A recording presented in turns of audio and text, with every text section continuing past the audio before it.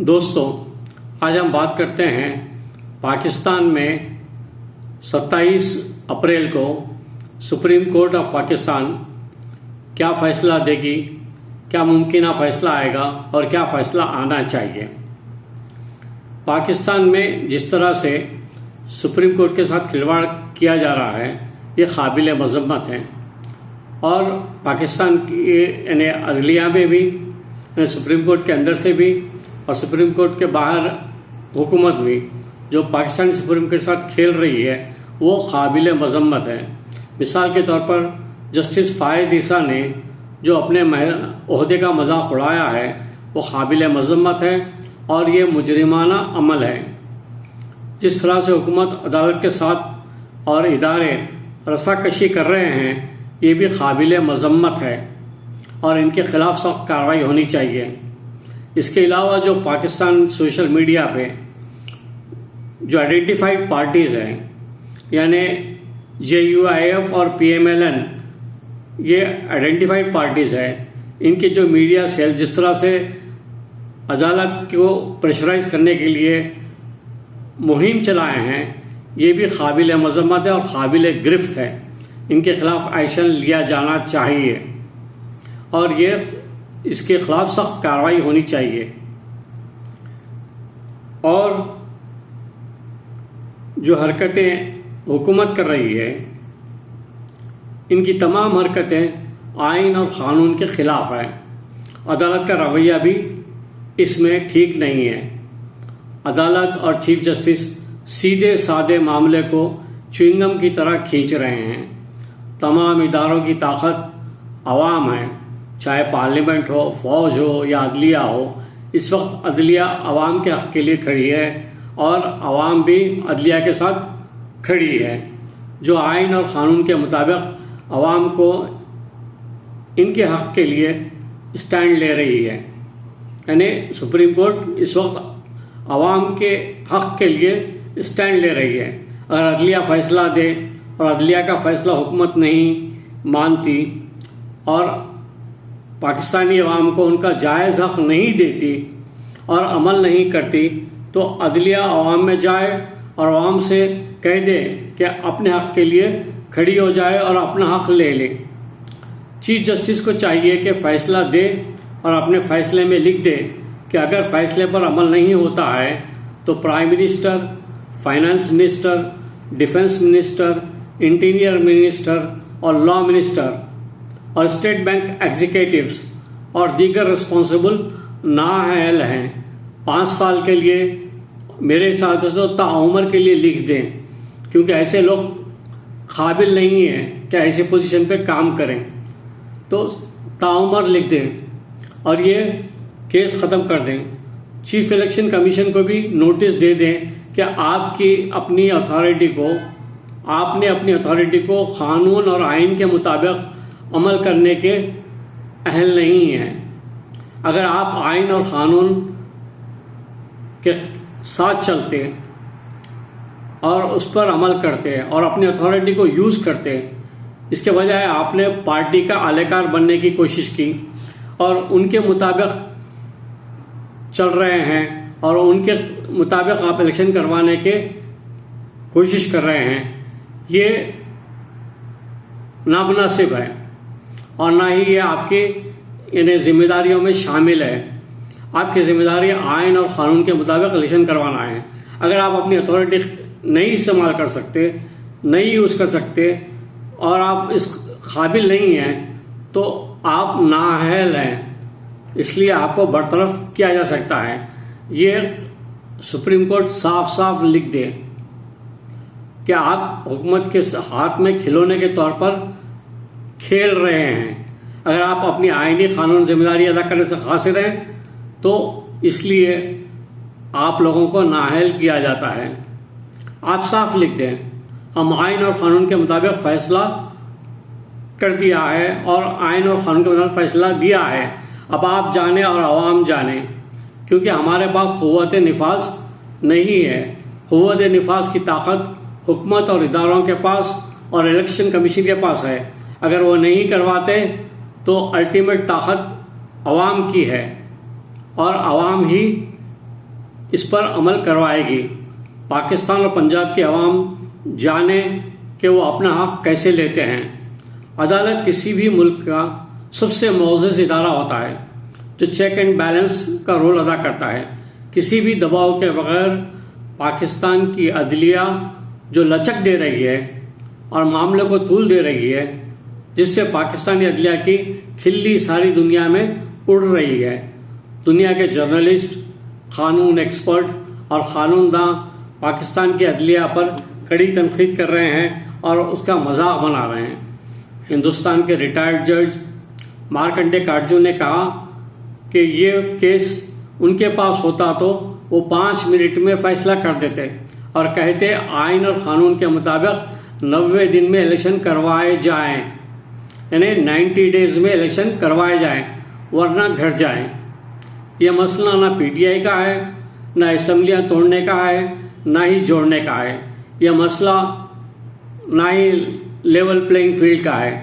यह मसला आइन और कानून और दस्तूर का है जो सबसे मुकद्दम है। क्या वही आई है? क्या कोई वही आई है या कोई आसमानी सहीफा उतरा है कि मुल्क में सारे इलेक्शन एक साथ होंगे? अगर कोई हुकूमत आने के 3-4 माह बाद असेंबली तोड़ दे तो क्या 5 साल तक निगरां हुकूमत चलाएगी? आइन इन तमाम बातों को स्टडी कर इन तमाम हालत का जायजा लेकर एडवांस में यह आइन बनाया गया, लिखा गया, क्योंकि ये मुल्क और कौम के लिए बेहतर है। क्या अगर असेंबलियां अपनी मुद्दत पूरी करती हैं तो 60 दिन में इलेक्शन होंगे। अगर असेंबली बीच में तोड़ दी जाती है तो 90 दिन में इलेक्शन होंगे, यानी कभी भी टूटे इलेक्शन 90 दिन में होंगे। निगरां हुकूमत को बगैर पब्लिक मैंडेट के तूल देने और आइन को कूड़ेदान में डालना इंतहाई खतरनाक अमल है। इससे अवाम में बेचैनी पैदा होगी, मजीद इंतशार फैलेगा और लोग जो है निगरां हुकूमत के साथ कोऑपरेट नहीं करेंगे और उनके इख्तियारात उतने वसी भी नहीं होंगे। तो इसलिए जो है इससे अवाम में जो है एक बेचैनी पैदा होगी और जो पब्लिक सर्वेंट्स हैं उनमें भी बेचैनी पैदा होगी और मजीद इंतशार फैलेगा। मईशत और हालात और मजीद ख़राब होंगे और पाकिस्तान तबाह और बर्बाद हो जाएगा।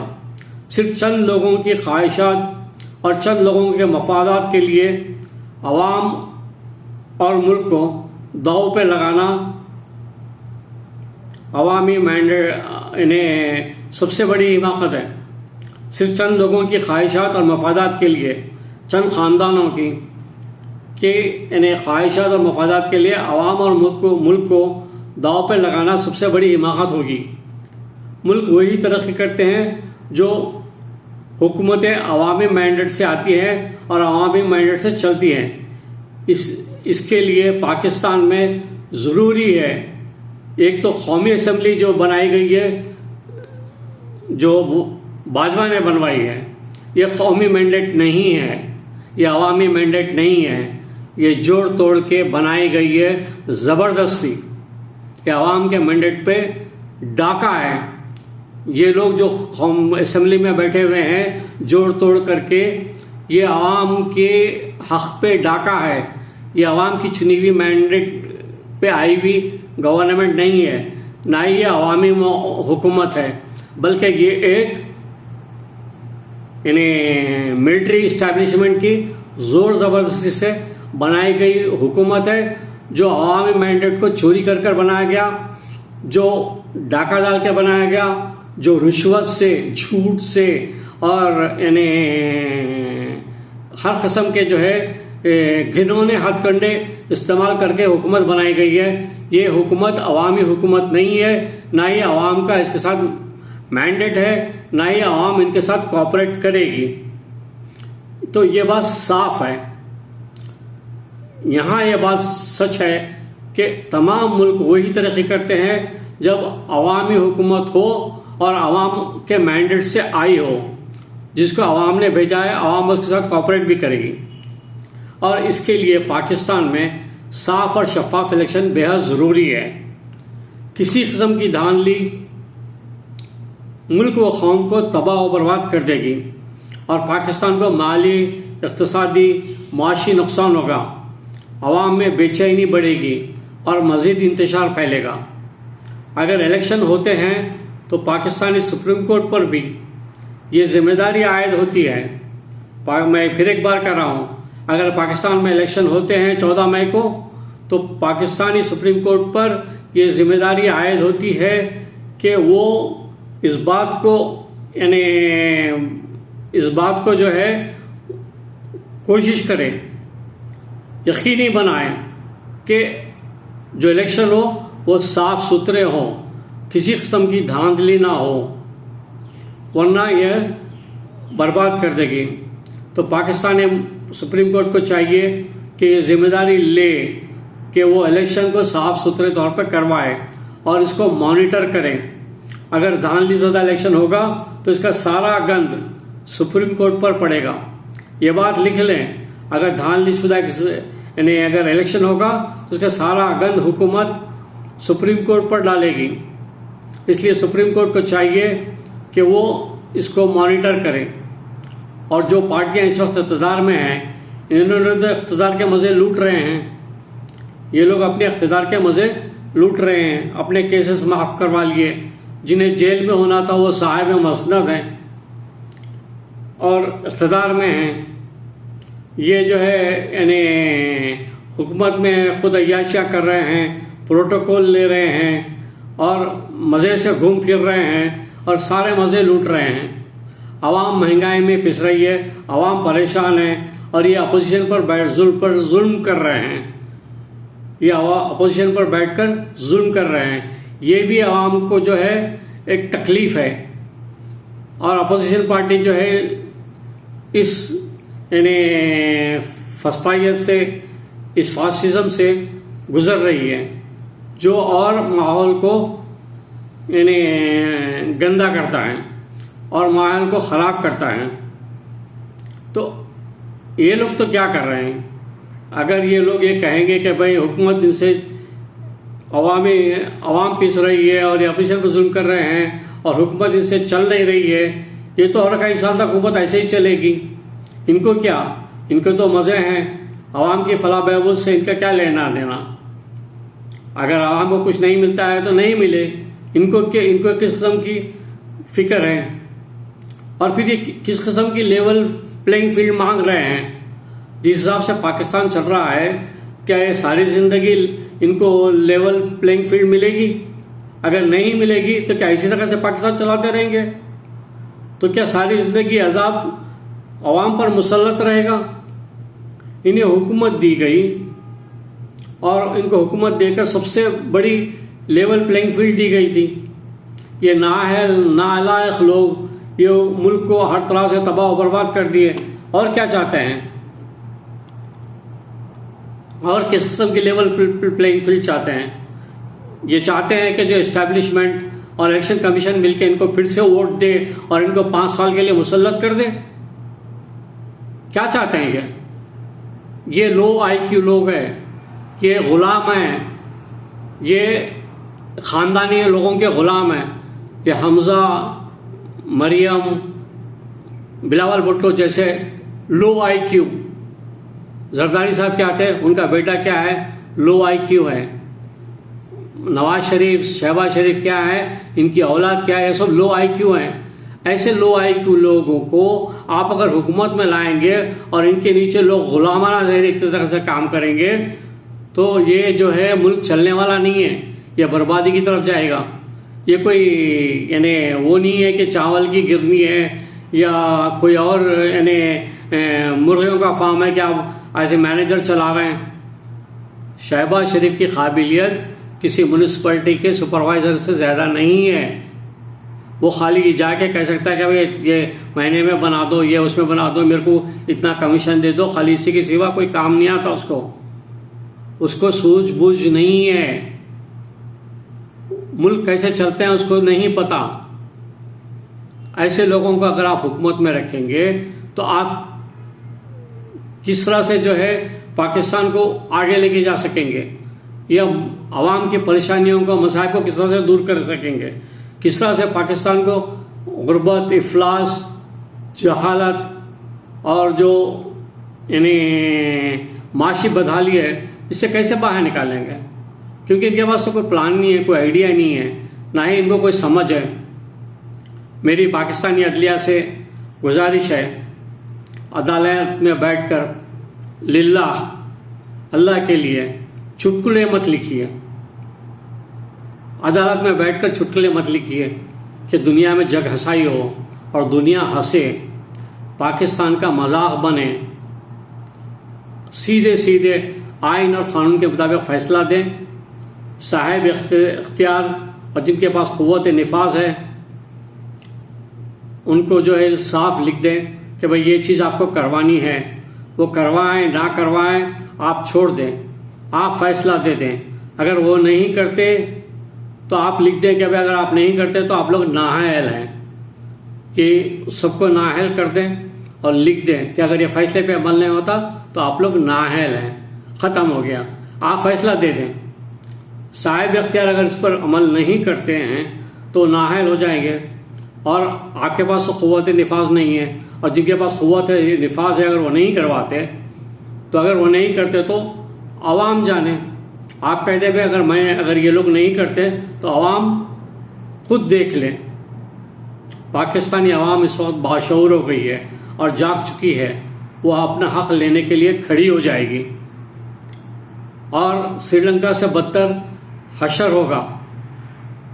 जब सिस्टम को गिरना है तो बाइज्जत तरीके से गिरे। जब कानून और आइन और दस्तूर को ख़त्म करना है तो बाइज्जत तरीके से गिर जाए सिस्टम। इससे बेहतर कोई और तरीक़ा नहीं है, चाहे श्रीलंका बने चाहे कोई बने। जब मुल्क उठेगा तो फिर आज़ादी के तौर पर उठेगा, जब ये इन्हें करप्ट लोग नहीं होंगे, ना ही लेवल प्लेइंग फील्ड का जो है कोई इन्हें ग्राउंड बनाया जाएगा। इसलिए प्लीज़ आप फैसला कानून और आइन के मुताबिक दें और आवाम को साफ बता दें कि ये आपका हक़ था, हमने दे दिया। हक़ जिनको कायम करना है वो कायम करें, क्योंकि वो आवाम के नौकर हैं और वो आवाम के हक़ के ज़िम्मेदार हैं और प्रोटेक्टर हैं।